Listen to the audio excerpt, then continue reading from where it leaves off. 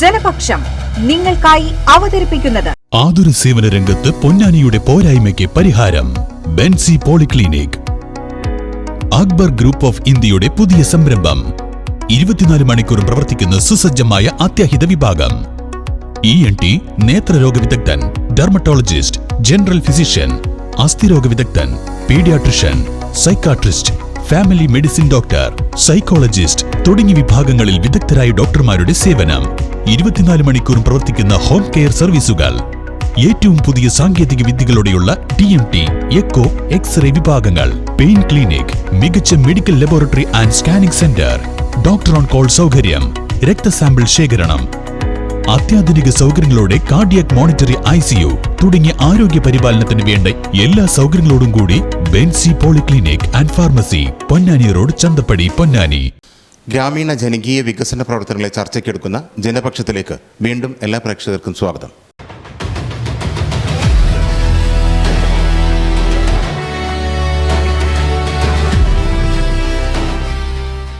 ഇന്ന് ജനപക്ഷം ചർച്ചയ്ക്കെടുക്കുന്നത് കപ്പൂർ പഞ്ചായത്തിലെ വികസന പ്രവർത്തനങ്ങളെക്കുറിച്ചാണ്. കഴിഞ്ഞ 5 വർഷങ്ങളിൽ കപ്പൂർ പഞ്ചായത്തിൽ നടപ്പിലാക്കിയ വികസന പ്രവർത്തനങ്ങൾ എത്ര കണ്ട് ജനകീയമായിരുന്നുവെന്ന് ജനപക്ഷത്തിലൂടെ നമുക്ക് ചർച്ച ചെയ്ത് വിശദാംശങ്ങളിലേക്ക് എത്താം. ഈ ചർച്ചയിൽ ഇന്ന് പങ്കെടുക്കുന്നത് UDFന് വേണ്ടി P. ജയൻ, പഞ്ചായത്ത് അംഗം കൂടിയായിരുന്ന P. ജയനാണ് UDFന് വേണ്ടി പങ്കെടുക്കുന്നത്. LDFന് വേണ്ടി VK മനോജ് കുമാർ, CPIMൻ്റെ ഏരിയ കമ്മിറ്റി അംഗമാണ്. NDAക്ക് വേണ്ടി BJP മണ്ഡലം ജനറൽ സെക്രട്ടറി ശ്രീ നാരായൺകുട്ടി എന്നിവരാണ് ഈ ചർച്ചയിൽ പങ്കെടുക്കുന്നത്. ഏവർക്കും ചർച്ചയിലേക്ക് സ്വാഗതം. കപ്പൂർ പഞ്ചായത്തിൻ്റെ വികസന പ്രവർത്തനങ്ങൾ ചർച്ചയ്ക്കെടുക്കുമ്പോൾ കഴിഞ്ഞ 5 വർഷം 9-9 എന്ന കക്ഷി നിലയിലാണ് പഞ്ചായത്ത് ഭരണം മുന്നോട്ട് കൊണ്ടുപോയത്. ഒരുപക്ഷെ LDFനോ UDFനോ കൃത്യതയോടുകൂടി ഒരു ഭരണം മുന്നോട്ട് പോകാനായി എന്ന് അവകാശപ്പെടാനാകുമോ എന്നാണ് ഈ പഞ്ചായത്ത് ചർച്ചയ്ക്കെടുക്കുമ്പോൾ നമുക്ക് ഏറ്റവും കൂടുതൽ മുന്നോട്ട് വയ്ക്കാൻ കഴിയുന്ന വിഷയം. എത്ര കണ്ട് ഇരു മുന്നണികൾക്കും ഈ 9-9 ഭൂരിപക്ഷം വെച്ചുകൊണ്ട് ഭരണത്തെ സ്ഥിരതപ്പെടുത്തി ജനങ്ങളിലേക്ക് എത്തിക്കാൻ കഴിഞ്ഞുവെന്ന് നമുക്ക് ഒന്ന് ചോദിച്ചറിയാം. ആദ്യം UDFിലെ തന്നെ അംഗത്തെ ഈ ചർച്ചയിലേക്ക് ക്ഷണിക്കുന്നു. കഴിഞ്ഞ 5 വർഷത്തെ ഭരണം വിലയിരുത്തുമ്പോൾ LDFനാണ് ഭരണം. 9-9 എന്ന കക്ഷി നിലയിലാണ് കഴിഞ്ഞ 5 വർഷം ഭരണം മുന്നോട്ട് കൊണ്ടുപോയത്. ആദ്യം UDF അംഗത്തോട് തന്നെ ചോദിച്ചറിയാം, LDFൻ്റെ ഭരണം മുന്നോട്ട് വെച്ചത് ജനങ്ങളിലേക്ക് എത്ര കണ്ടെത്തിക്കാനായി, വികസന പ്രവർത്തനം ജനങ്ങളിലേക്ക് എത്തിക്കാനായോ എന്ന വിഷയം ആദ്യം നമുക്ക് UDF അംഗത്തോട് തന്നെ ചോദിച്ചറിയാം. കഴിഞ്ഞ 5 വർഷത്തെ വികസന പ്രവർത്തനങ്ങൾ വിലയിരുത്തുമ്പോൾ UDF എന്ന നിലയ്ക്ക് എത്ര കണ്ട് അത് ജനകീയമായി മുന്നോട്ട് കൊണ്ടുപോകാനായിട്ടുണ്ട്? എങ്ങനെയാണ് UDF വിലയിരുത്തുന്നത്? കപ്പൂർ ഗ്രാമപഞ്ചായത്തിൽ LDFൻ്റെ ഭരണം തീർത്തും നിരാശാജനകമായ ഒരു അന്തരീക്ഷത്തിലൂടെയാണ് കടന്നുപോയത്. കാരണം ജനങ്ങൾക്ക് ഏറ്റവും ആവശ്യമായ പാർപ്പിടം, അതുപോലെ തന്നെ ദാരിദ്ര്യ ലഘൂകരണം, ഇതൊക്കെ തന്നെ ഒരു ഗ്രാമത്തെ സംബന്ധിച്ചിടത്തോളം ഏറ്റവും പ്രാധാന്യമർഹിക്കുന്ന കാര്യമാണ്. നമുക്കറിയാം, കൊട്ടിഘോഷിക്കുന്ന ലൈഫ് പദ്ധതി കപ്പൂർ ഗ്രാമപഞ്ചായത്തിൽ തീർത്തും പരാജയമാണ്.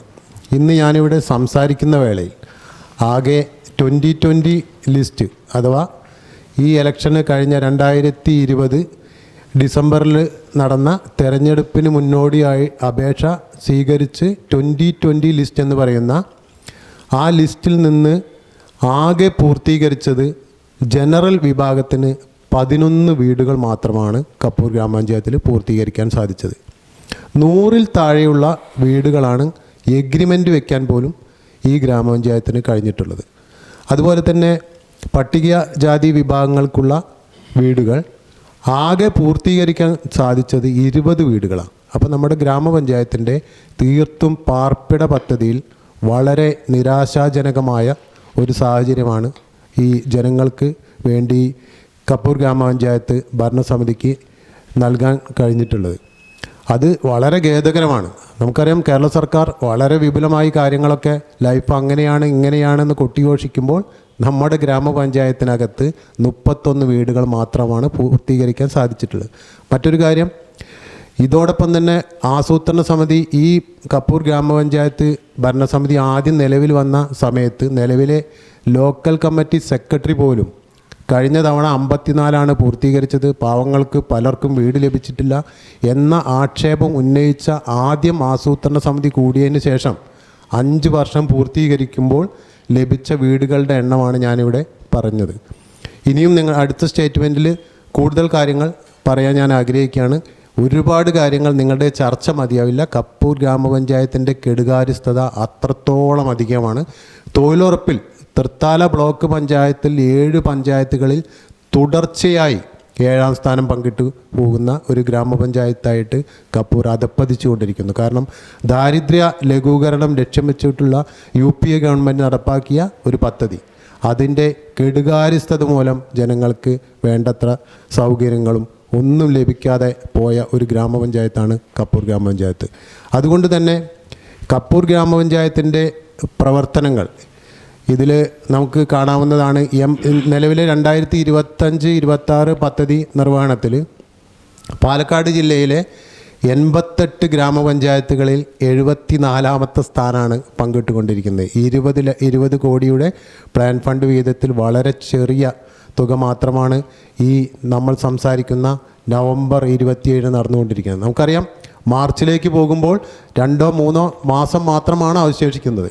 അതുകൊണ്ട് തന്നെ ഈ സർക്കാർ, നമുക്കറിയാം ഉമ്മൻചാണ്ടി സർക്കാരിൻ്റെ കാലത്ത് മാർച്ച് 31 അർദ്ധരാത്രി വരെ ട്രഷറിയിൽ ബില്ല് മാറുന്ന സാഹചര്യം ഉണ്ടായപ്പോൾ ഈ ഗവൺമെൻറ് പറയും 3 ഗഡുക്കളായി പ്ലാൻ ഫണ്ട് ലഭിക്കുന്ന അവസ്ഥയിൽ ഗവൺമെൻറ് പറയുന്ന സാഹചര്യം മാർച്ചിൽ 20-ാം തീയതി ഗവൺമെൻറ് പണം ട്രഷറിയിലേക്ക് 2 കോടിയോ 2.5 കോടിയോ അയക്കും.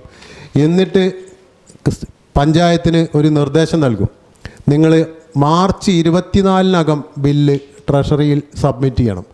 അത്രത്തോളം ഈ ഗ്രാമപഞ്ചായത്തുകളെ വളരെ മോശമായ രീതിയിൽ കാണുന്ന ഒരു സർക്കാരാണ് കേരളം ഭരിച്ചുകൊണ്ടിരിക്കുന്നത്.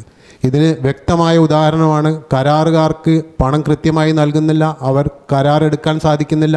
അതുകൊണ്ട് തന്നെയാണ് 2023-24 കാലഘട്ടത്തിലൊക്കെ തന്നെ കപ്പൂർ ഗ്രാമപഞ്ചായത്തിൻ്റെ സ്ഥാനം കേരളത്തിലെ 941 ഗ്രാമപഞ്ചായത്തുകളിൽ 845, നിലവിലെ സ്ഥാനം 607. അത്രമാത്രം മോശമായ അന്തരീക്ഷത്തിലൂടെയാണ് കപ്പൂർ ഗ്രാമപഞ്ചായത്ത് പോകുന്നത്. 2024-25 വർഷത്തിൽ മാത്രം 2.5 കോടി രൂപയോളം ലാപ്സാക്കിയ ഒരു പഞ്ചായത്താണ്. അത് സ്പിലോറിലേക്ക് പോകുമ്പോൾ ആ പഞ്ചായത്തിൻ്റെ വിഹിതത്തിൽ വലിയ മാറ്റങ്ങളുണ്ടാവും. ഇതൊക്കെ ജനങ്ങൾക്ക് കിട്ടേണ്ട ആനുകൂല്യങ്ങൾ ഗ്രാമപഞ്ചായത്തിൻ്റെ അധ്യക്ഷന്മാർ കൃത്യമായ പ്ലാൻ ഇല്ലാതെ മുന്നോട്ട് പോയതുകൊണ്ട് ജനങ്ങൾക്ക് കിട്ടേണ്ട ആനുകൂല്യങ്ങൾ പലതും നഷ്ടപ്പെടുകയേണ്ടത്. കൃത്യമായ രേഖകളുടെ അടിസ്ഥാനത്തിൽ മാത്രമാണ് ഞാൻ ഈ കാര്യങ്ങളൊക്കെ ഇവിടെ സൂചിപ്പിച്ചിട്ടുള്ളത്. അടുത്ത സ്റ്റേറ്റ്മെൻറ്റിൽ കൂടുതൽ കാര്യങ്ങൾ മറ്റുള്ളവരുടെ അഭിപ്രായത്തിനനുസരിച്ച് മറുപടി പറയുന്നതായിരിക്കും. തീർച്ചയായും വളരെ വിശദമായ ഒരു വിമർശനമാണ് ഭരണസമിതിക്കെതിരെ UDF ഉന്നയിച്ചിരിക്കുന്നത്. ഒരു തുലനം ചെയ്തു നോക്കുമ്പോൾ തന്നെ അവർ പ്ലാൻ ഫണ്ട് പോലും യഥാവിധി വിനിയോഗിക്കാൻ കഴിഞ്ഞിട്ടില്ല, മറ്റ് പാർപ്പിട പദ്ധതി പോലും മുന്നോട്ട് കൊണ്ടുപോകാൻ കഴിഞ്ഞില്ല. മൊത്തത്തിൽ പഞ്ചായത്തിൻ്റെ ഭരണസമിതി പരാജയമായിരുന്നു എന്നൊരു വിലയിരുത്തലാണ് UDF പ്രതിനിധി നടത്തിയത്. അങ്ങ് എത്ര കണ്ട് ആത്മവിശ്വാസത്തോടെയാണ് കഴിഞ്ഞ 5 വർഷം നടപ്പാക്കിയ ജനകീയ പദ്ധതികൾ കൊണ്ട് ഈ തെരഞ്ഞെടുപ്പിനെ നേരിടാൻ കഴിയുമെന്ന് എത്ര കണ്ട് ആത്മവിശ്വാസമുണ്ട്? എന്തൊക്കെയാണ് UDFൻ്റെ ഈ ചോദ്യങ്ങൾക്കുള്ള മറുപടി? UDFൻ്റെ പ്രതിനിധിയെ സംബന്ധിച്ച് മറ്റൊരു അഭിപ്രായം പറയാൻ കഴിയും എന്ന് ഞാൻ പ്രതീക്ഷിക്കുന്നില്ല. കപ്പൂർ ഗ്രാമപഞ്ചായത്തിനെ സംബന്ധിച്ച് കഴിഞ്ഞ 5 വർഷക്കാലം 9-9 ഭരണമായിരുന്നു നടന്നു. അങ്ങനെ 9-9 കൂട്ടുകെട്ടിൻ്റെ മുൻ സംവിധാനത്തിനകത്ത് ഭരിക്കുമ്പോൾ പോലും ഈ തെരഞ്ഞെടുപ്പ് പ്രഖ്യാപിക്കുന്നത് വരെ ഇടതുപക്ഷ ജനാധിപത്യ മുന്നണി ഭരണ സംവിധാനത്തിനെതിരെ ഒരു പ്രതിഷേധ പ്രകടനം പോലും പഞ്ചായത്തിലേക്ക് ഉയർത്തിക്കൊണ്ടുവരാൻ UDFനോ മറ്റു കക്ഷികൾക്കോ സാധിച്ചില്ല. അതിനർത്ഥം ജനക്ഷേമകരമായ പ്രവർത്തനങ്ങൾ വളരെ കൃത്യമായി നടപ്പാക്കാൻ കപ്പൂർ ഗ്രാമപഞ്ചായത്തിന് കഴിഞ്ഞിട്ടുണ്ട് എന്നുള്ളതാണ് യാഥാർത്ഥ്യം. പദ്ധതി വീതം ചെലവഴിക്കുന്ന കാര്യത്തിൽ തൃത്താല ഏരിയയിലെ തന്നെ, തൃത്താല മണ്ഡലത്തിൽ തന്നെ 2ാമത്തെ പഞ്ചായത്താണ് കപ്പൂർ ഗ്രാമപഞ്ചായത്ത് പദ്ധതി വീതം ചെലവഴിക്കുന്ന കാര്യത്തിൽ. അതുപോലെ തന്നെ ഈ 5 വർഷക്കാലത്തെ ഭരണ സംവിധാനത്തിനകത്ത് ഒട്ടനവധി ജനക്ഷേമകരമായ പ്രവർത്തനങ്ങൾ നടപ്പാക്കാൻ ഈ ഭരണസമിതിക്ക് സാധിച്ചിട്ടുണ്ട്. ലൈഫ് പദ്ധതിയെക്കുറിച്ച് ഇവിടെ സൂചിപ്പിച്ചു. കേരളത്തിലെ 9-9.5 വർഷം കൊണ്ട് 5.5 ലക്ഷം ആളുകൾക്ക് വീട് കൊടുത്ത ഒരു മഹത്തായ പദ്ധതിയാണ് ലൈഫ് പദ്ധതി. ആ പദ്ധതിക്കകത്ത് കപ്പൂർ ഗ്രാമപഞ്ചായത്തിൽ 281 ആളുകളുടെ എഗ്രിമെൻ്റ് വെച്ച് കഴിഞ്ഞിട്ടുണ്ട്. പണി പൂർത്തിയാക്കിയെന്ന് ഞാൻ അവകാശപ്പെടുന്നില്ല, പക്ഷേ 281 ആളുകൾക്ക് എഗ്രിമെൻ്റ് വെച്ചതായിട്ടാണ് ഞാൻ പഞ്ചായത്തുമായി ബന്ധപ്പെട്ടപ്പോൾ എനിക്ക് ലഭിക്കാൻ കഴിഞ്ഞിട്ടുള്ള വിവരം. അതുപോലെ തന്നെ ഈ കഴിഞ്ഞ 5 വർഷക്കാലം കൊണ്ട് ഏകദേശം 40 കോടി രൂപയുടെ വികസന പ്രവർത്തനങ്ങൾ നടപ്പാക്കാൻ കപ്പൂർ ഗ്രാമപഞ്ചായത്തിൽ സാധിച്ചിട്ടുണ്ട്. 40 കോടി വികസന പ്രവർത്തനങ്ങൾ എന്ന് പറഞ്ഞാൽ ചെറിയ വികസന പ്രവർത്തനമല്ല.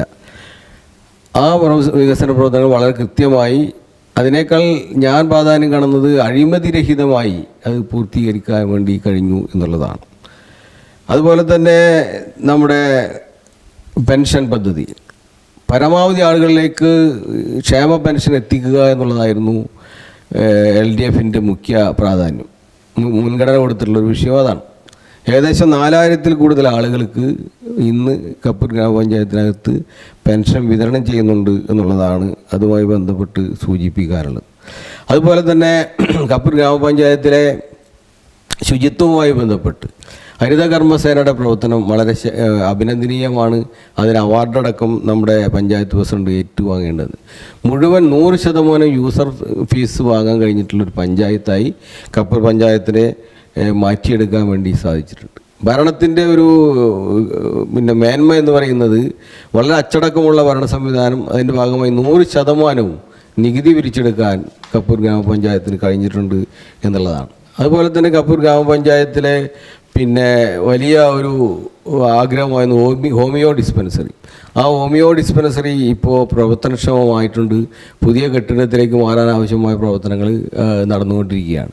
അങ്ങനെ ഒട്ടനവധി വികസന പ്രവർത്തനങ്ങൾ ഈ കപ്പൂർ ഗ്രാമപഞ്ചായത്തിൽ നടപ്പാക്കാൻ കഴിഞ്ഞിട്ടുണ്ട്. 5 വർഷക്കാലത്തെ ഈ ഭരണത്തിൻ്റെ ഭാഗമായി വരാനിരിക്കുന്ന തെരഞ്ഞെടുപ്പിൽ വലിയ ഭൂരിപക്ഷത്തോടെ ഞങ്ങൾ വീണ്ടും അധികാരത്തിൽ വരുമെന്നുള്ള ശുഭപ്രതീക്ഷയിലാണ് LDF.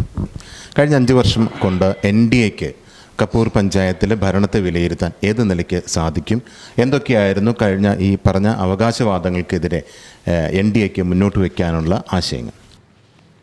ഭാരതീയ ജനതാ പാർട്ടിയുടെ പ്രതിനിധി എന്ന നിലയിൽ ഞാൻ ഇവിടെ ഇരിക്കുമ്പോൾ എനിക്ക് ഉറച്ചു പറയാൻ കഴിയും, ഈ 2 മുന്നണികൾക്കും ഈ കെടുകാര്യസ്ഥതയ്ക്ക് ബാധ്യതയുണ്ട് എന്നുള്ളത് തന്നെയാണ്. കാരണം 9-9 എന്ന ഒരു സംവിധാനത്തിൽ ഭരിക്കുമ്പോൾ കോൺഗ്രസ്, അതായത് UDFിൻ്റെ ഭാഗത്തു നിന്ന് ഒരു അവിശ്വാസ പ്രമേയം വരെ കൊണ്ടുവരാൻ അവർ മുതിർന്നിട്ടില്ല എന്നതാണ് ഇവരുടെ ഈ കെടുകാര്യസ്ഥതയ്ക്ക് പ്രധാനമായ കാരണം. രണ്ടാമത്തെ കാരണം എന്ന് പറഞ്ഞാൽ പഞ്ചായത്ത് ഭരിക്കുന്ന തലവൻ്റെ പരിചയക്കുറവ് ഒരു പ്രധാന ഘടകമായി ഏകദേശം ഒരു 2 കൊല്ലത്തോളം അതിൻ്റെ ഒരു പോരായ്മ അവിടെ നിലകൊണ്ടിരുന്നു. പിന്നെ അഴിമതിരഹിത ഭരണം എന്നത് പറഞ്ഞാൽ കരാറുകാരിൽ നിന്നും പലരിൽ നിന്നും പല മെമ്പർമാരും കൈക്കൂലി വാങ്ങുന്നതായിട്ടുള്ള പരാതികളും അതിന് തെളിവുകളുമുണ്ട്. തെളിവുകൾ നമ്മളെ സംബന്ധിച്ചിടത്തോളം നിങ്ങൾ ആവശ്യപ്പെടുകയാണെങ്കിൽ നമ്മൾ 2 ദിവസത്തിനുള്ളിൽ വേണമെങ്കിൽ ആ തെളിവുകൾ ഹാജരാക്കാൻ തയ്യാറാണ്. കാരണം വാട്സപ്പ് സന്ദേശത്തിലും മറ്റുമായി സ്വന്തം പാർട്ടിയിൽ തന്നെയുള്ള ആളുകൾ അഴിമതി ഉന്നയിച്ച ഒരു കാലഘട്ടത്തിലൂടെയാണ് കപ്പൂർ ഗ്രാമപഞ്ചായത്ത് കടന്നു പോകുന്നത്. കപ്പൂർ ഗ്രാമപഞ്ചായത്തിൻ്റെ പ്രസിഡന്റ് CPMൻ്റെയും വൈസ് പ്രസിഡന്റ് UDF പ്രതിനിധിയായ ലീഗിൻ്റെയുമാണ്. നമ്മളവിടെ ചെല്ലുമ്പോൾ ഭാരതീയ ജനതാ പാർട്ടിയെ സംബന്ധിച്ചിടത്തോളം അവിടെ മെമ്പർമാരും ഒന്നുമില്ലാത്ത ഈ 5 കൊല്ലത്തെ കാലഘട്ടത്തിലൂടെ കടന്നു പോകുമ്പോൾ പഞ്ചായത്ത് പ്രസിഡന്റ് പറയുന്ന കാര്യങ്ങൾ ശരിയെന്ന് വൈസ് പ്രസിഡന്റ് പറയുന്ന കാര്യങ്ങൾ ശരിയെന്ന് പഞ്ചായത്ത് പ്രസിഡന്റും അവർ തമ്മിലുള്ള ഒരു അഡ്ജസ്റ്റ്മെൻറ്റ് ഈ പാർട്ടിക്കാരുടെ ഇടയിലും ഉണ്ടായിരുന്നു എന്നതാണ് യാഥാർത്ഥ്യം. പിന്നെ UDFിൻ്റെ പ്രതിനിധി പറഞ്ഞ ആ കണക്കിൽ ഒരു തെറ്റുണ്ട്. 921 പഞ്ചായത്തിൽ 771 സ്ഥാനമാണ് കപ്പൂർ ഗ്രാമപഞ്ചായത്തിനുള്ളത് എന്നതാണ് അതിൻ്റെ യാഥാർത്ഥ്യം. എന്നെ സംബന്ധിച്ചിടത്തോളം അതാണ് ഞാൻ ധരിച്ചു വച്ചിരിക്കുന്നത്, അതാണ് അതിൻ്റെ ശരിയുമെന്നാണ് ഞാൻ കാണുന്നത്. അതുപോലെ ആവാസ് യോജനയിൽ 150ഓളം PM ഈ ആവാസ് യോജന, അതായത് ലൈഫ് മിഷനിൽ ആവാസ് യോജന 150ഓളം അപ്ലിക്കേഷനാണ് പാസ്സാക്കിയത്. അത് കൊടുത്തതാകട്ടെ 6 എണ്ണം മാത്രം. ആവാസ് യോജനയിൽ ഇഷ്ടം പോലെ ഫണ്ടുണ്ട്. അത് മേടിച്ചെടുക്കാൻ ഇവർ തയ്യാറാക്കാതിൻ്റെ ഒരു പ്രധാന കാരണം കേന്ദ്രഭരണത്തിൻ്റെ ഗുണങ്ങൾ ആളുകൾക്ക് എത്തിക്കാൻ ഈ പറ്റാത്ത ഒരവസ്ഥയിലാണ് ഇപ്പോൾ ഈ 2 മുന്നണികളും. കാരണം BJPക്ക് വോട്ട് വീഴുമോ എന്ന ഒരു സന്ദേശം, ഒരു സന്ദേഹം ഇവരിൽ ഉണ്ട് എന്നതുകൊണ്ട് തന്നെയാണ്. അതുപോലെ തന്നെ ഹോമിയോ ഡിസ്പെൻസറിയുടെ കാര്യം പറഞ്ഞു. പിന്നെ ബഹുമാനപ്പെട്ട തദ്ദേശ സ്വയംഭരണ വകുപ്പ് മന്ത്രി ഉദ്ഘാടനം കഴിച്ചു ഈ ഇലക്ഷൻ്റെ ഈ നോട്ടിഫിക്കേഷൻ വരുന്നതിൻ്റെ 3 ദിവസം മുന്നേ. പക്ഷേ ആ ഉദ്ഘാടനം കഴിച്ച ബിൽഡിങ്ങിലേക്ക് ഈ സംഭവം മാറിയിട്ടില്ല. ഇന്നും പഴയ ബിൽഡിങ്ങിൽ തന്നെ അതിൽ വേണ്ടത്ര പിന്നെ ജീവനക്കാരില്ല. ഉള്ള ജീവനക്കാരിൽ അത് കേന്ദ്ര ഗവൺമെൻറ്റിൻ്റെ ഫണ്ട് കൊണ്ട് പിന്നെ അവർക്ക് ശമ്പളം കൊടുക്കുന്ന ഒരു സ്റ്റാഫാണ് അവിടെ ഉള്ളത്. ഡോക്ടർക്ക് പിന്നെ സംസ്ഥാനത്തിൻ്റെ വിഹിതമാണെന്നാണ് ഞാൻ ധരിച്ചു വെച്ചിരിക്കുന്നത്. അതുകൊണ്ട് തന്നെ പലതരത്തിലുള്ള കെടുകാര്യസ്ഥതയും കപ്പൂർ ഗ്രാമപഞ്ചായത്തിലുണ്ട്. അത് ഞങ്ങളെ സംബന്ധിച്ചിടത്തോളം ഞങ്ങൾ 20 വാർഡുകളിലും ഭാരതീയ ജനതാ പാർട്ടിയുടെ താമര ചിഹ്നത്തിൽ ആളുകളെ മത്സരിപ്പിക്കുന്നുണ്ട്. അധികാരത്തിൻ്റെ സോപാനത്തിലെ അന്തപുരത്തിൽ അങ്ങനെ വിലസാനായിട്ടല്ല ഞങ്ങൾ മെമ്പർമാരെ പറഞ്ഞയക്കുന്നത്. ആത്മാർത്ഥമായി കേന്ദ്ര ഗവൺമെൻറ്റിൻ്റെ പദ്ധതികൾ ഈ 2 പാർട്ടിയുടെയും മെമ്പർമാർ ഒരു സ്ഥലത്ത് പോലും ഈ പിന്നെ PM കിസാനെ പറ്റി പറയാറില്ല, ആയുഷ്മാൻ ഭാരതിനെ പറ്റി പറയാറില്ല, 100 ദിവസം തൊഴിലുറപ്പിനെ പറ്റി പറയാറില്ല, PM വിശ്വകർമ്മ പദ്ധതിയെ പറ്റി പറയാറില്ല, വനിതകൾക്ക് ആദ്യ പ്രസവത്തിൽ 5000 രൂപ, രണ്ടാമത്തെ പ്രസവത്തിൽ പെൺകുട്ടികളാണെങ്കിൽ 6000 രൂപ. ഇതൊന്നും സ്ത്രീകളുടെ ഇടയിലോ അല്ലെങ്കിൽ ജനങ്ങൾക്കിടയിലോ എത്തിക്കാൻ പറ്റാത്ത ഇടതിൻ്റെയും വലതിൻ്റെയും മെമ്പർമാരാണ് അവിടെ ഭരിക്കുന്നത്. അതുകൊണ്ട് BJPയെ സംബന്ധിച്ചിടത്തോളം പറയാനുള്ള കപ്പൂർ ഗ്രാമപഞ്ചായത്ത് പറ്റേ പരാജയമാണ്. അതിന് 2 കൂട്ടരും തുല്യ ഉത്തരവാദികളാണ് എന്ന് മാത്രമാണ് എന്നെ സംബന്ധിച്ചിടത്തോളം പറയാനുള്ളത്. UDF നേരത്തെ ഒത്തിരി എന്താ പറയുക ഭരണത്തിലെ അപാകതകൾ ചൂണ്ടിക്കാണിക്കപ്പെട്ടു. ഒരു പക്ഷേ നറുക്കെടുപ്പിലൂടെയാണ് LDF അധികാരത്തിലെത്തിയത്. എന്നിരുന്നാലും UDF കൃത്യമായ സ്ഥാനം, വൈസ് പ്രസിഡന്റ് സ്ഥാനം അവിടെ ഉണ്ട്. ഇത്തരത്തിൽ ഒരു ഭരണം കൈയാളുന്ന 2 സ്ഥാനങ്ങളിൽ പ്രസിഡന്റ്, വൈസ് പ്രസിഡന്റ് എന്നീ നിലകളിൽ LDFും UDFും നിലകൊള്ളുമ്പോൾ എന്തുകൊണ്ട് UDFന് ഇത്തരത്തിൽ ആക്ഷേപങ്ങൾ ഉന്നയിക്കാൻ മാത്രം കഴിയുന്നു? അങ്ങനെ ചോദിക്കുന്ന അർത്ഥം ഒരു വൈസ് പ്രസിഡന്റ് അവിടെ ഉണ്ടായിട്ടും കൃത്യമായി ഇടപെടാൻ കഴിയുന്ന ഒരു സാഹചര്യം ഉണ്ടായിട്ടും ഭരണത്തിൽ ഇടപെടാൻ കൃത്യമായി കഴിയുന്ന സാഹചര്യം ഉണ്ടായിട്ടും എന്തുകൊണ്ട് UDF ഇതുവരെ ഇടപെടാൻ കഴിഞ്ഞില്ല, അല്ലെങ്കിൽ ആക്ഷേപങ്ങൾ ഇത്തരത്തിൽ ഉന്നയിക്കാൻ കാരണം എന്താണ്? ആദ്യമായി മനസ്സിലാക്കേണ്ട ഒരു കാര്യം 9 എന്ന് കണക്കുകളിൽ മാത്രമുള്ളൊരു സംഖ്യയാണ്. നമുക്കറിയാം, ഞങ്ങളൊക്കെ തന്നെ ഭരണസമിതി യോഗത്തിൽ കൃത്യമായ ഇടപെടലുകൾ, പ്രതിഷേധങ്ങൾ ഒക്കെ നടത്തിയ ആളുകളാണ്. അപ്പോൾ നമുക്ക് പല ഘട്ടങ്ങളിലും ഇത്തരത്തിലുള്ള പ്രതിഷേധങ്ങൾ, ആരോപണങ്ങളൊക്കെ ഉന്നയിച്ച് വോട്ടിങ്ങിലേക്ക് വരുമ്പോൾ അപ്പോൾ പ്രസിഡൻറ്റിന് കാസ്റ്റിംഗ് വോട്ട് എന്നൊരു സംവിധാനമുണ്ട്. ആ കാസ്റ്റിംഗ് വോട്ട് എടുത്ത് ഉപയോഗിച്ചുകൊണ്ടാണ് പല തീരുമാനങ്ങളും നടപ്പായിരുന്നത്. എനിക്ക് മുൻപ് സംസാരിച്ച പ്രിയ സുഹൃത്ത്, LDFൻ്റെ പ്രിയ സുഹൃത്ത് സൂചിപ്പിച്ചതിൽ വസ്തുതാപരമായ കുറേ പിശകുകളുണ്ട്. ഞങ്ങൾ സമരം നടത്തിയില്ല എന്നാണ് അദ്ദേഹം പറഞ്ഞത്. ആദ്യമായി ഞങ്ങൾ ഗ്രാമീണ ജനതയുടെ ഉന്നമനത്തിന് വേണ്ടി പ്രവർത്തിക്കുന്ന, നമുക്ക് ഒരു നിസ്സാരമായി പലർക്കും തോന്നാമെങ്കിലും തൊഴിലുറപ്പ് പ്രവർത്തകർ ഒരു ഗ്രാമത്തിൻ്റെ നട്ടെല്ലാണ്. അവർ ചെയ്യുന്ന പ്രവർത്തനങ്ങൾ നാടിന് വലിയ ഗുണകരമാണ്. അവരുടെ സാമ്പത്തിക സ്രോതസ്സ് അല്ലെങ്കിൽ അവരുടെ ദാരിദ്ര്യ ലഘൂകരണം ഒക്കെ മുന്നോട്ട് നയിക്കാൻ പറ്റുന്ന ഒരു പദ്ധതിയാണ് തൊഴിലുറപ്പ് പദ്ധതി. ആ പദ്ധതിയിലെ വീഴ്ച എല്ലാ ഭരണസമിതി യോഗത്തിലും നിരവധി തവണ സെക്രട്ടറിയെ ഉപരോധിക്കുന്ന രീതിയിലും പഞ്ചായത്തിനകത്തും പുറത്തും നിരവധി തവണ ഞങ്ങൾ ആക്ഷേപങ്ങൾ ഉന്നയിച്ചു, പ്രതിഷേധങ്ങൾ സംഘടിപ്പിച്ച UDF സംവിധാനമാണ് കപ്പൂർ ഗ്രാമപഞ്ചായത്തിനകത്തുള്ളത്. പിന്നെ ഒരു ഭരണസമിതി എന്ന നിലയിൽ ഗ്രാമത്തിൻ്റെ ജനങ്ങളിൽ എല്ലാറ്റിനും പ്രതിഷേധം എന്നതിലുപരി ആവശ്യമുള്ള ഘടകങ്ങൾ നടപ്പിലാക്കാൻ ഞങ്ങൾ കൂടി പിന്തുണ നൽകുന്ന രീതിയിലാണ് ഞങ്ങൾ മുന്നോട്ട് പോയിട്ടുള്ളത്. അതോടൊപ്പം തന്നെ സൂചിപ്പിക്കാൻ, അഴിമതിയില്ല എന്ന് പറഞ്ഞ LDF പ്രതിനിധിയോട് പറയാൻ ആഗ്രഹിക്കുകയാണ്. കപ്പൂർ ഗ്രാമപഞ്ചായത്തിൽ 7ഓളം കുന്നുകൾ മന്ത്രിയുടെ, സ്പീക്കറുടെ നിയോജക മണ്ഡലമായ കപ്പൂരിൽ 7ഓളം കുന്നുകൾ അപ്രത്യക്ഷമായി പോകുന്നത് നോക്കിക്കണ്ട ആളുകളാണ് LDFൻ്റെ പ്രതിനിധിയും BJPയുടെ പ്രതിനിധിയും. ഞങ്ങൾ നിരന്തരം സമരം ചെയ്ത് മുന്നോട്ട് പോയ ഒരു സംവിധാനമാണ് ഇതിനകത്തുള്ളത്. കുടിവെള്ള സ്രോതസ്സുകളായ കുന്നുകളാണ് അപ്രത്യക്ഷമായത് എന്ന് നമ്മൾ ശ്രദ്ധിക്കേണ്ട കാര്യമാണ്. ഇത്തരത്തിലുള്ള സ്വജനപക്ഷപാതവും പഞ്ചായത്ത് പ്രസിഡൻറ്റിൻ്റെ ഭാഗത്തു നിന്ന് ഒരു തരത്തിലുള്ള പ്രതിഷേധവും ഉണ്ടായില്ല എന്നതും വലിയ ഖേദകരമാണ്. പിന്നെ BJP സുഹൃത്തിയോട് സൂചിപ്പിച്ചു, PMY മോഡി സർക്കാർ കൊണ്ടുവന്ന പദ്ധതി കപ്പൂർ ഗ്രാമപഞ്ചായത്തിനകത്ത് 2019 മറ്റോ അപേക്ഷ ക്ഷണിച്ച് 6 വർഷത്തിന് ശേഷമാണ് അത് നടപ്പാക്കാൻ വേണ്ടി നമുക്ക് വിവരങ്ങൾ ലഭിക്കുന്നത്. അപ്പോഴേക്കും പരിശോധന നടക്കുമ്പോൾ 10 ആളുള്ള എൻ്റെ വാർഡ് കല്ലടത്തൂരിലാണ്.